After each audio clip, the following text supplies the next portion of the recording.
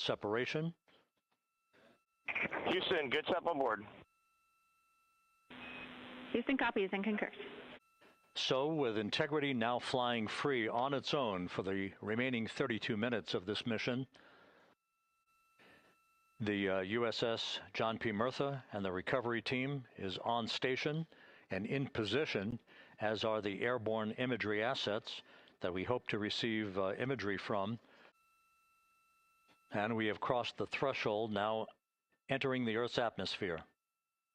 We're at 400,000 feet, traveling 34,800 feet per second.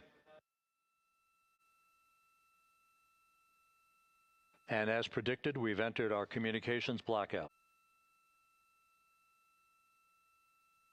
Still waiting to establish voice communication. Integrity, Houston, comm check, post-blackout. Houston, Integrity, we have you loud and clear. Your trajectory is nominal, and your recovery teams have visual.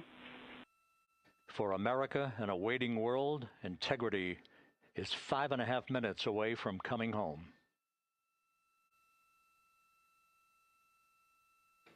And there go the first series of parachutes, and we're on drogues.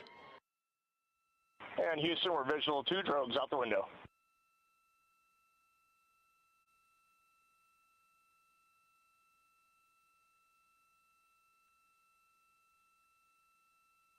Main chute deploy. We're at 5,000 feet.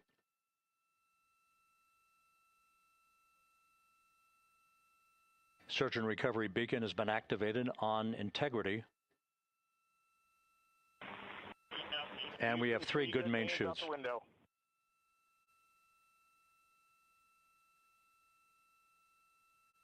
Houston, Integrity, splashdown, sending post-landing command now.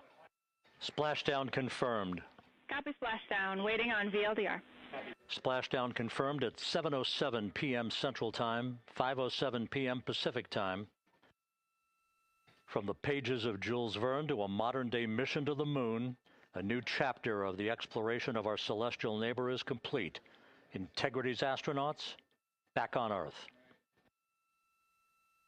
Deploying the crew module uprighting system to maintain that orientation. A perfect bullseye splashdown for Integrity and its 4 astronauts.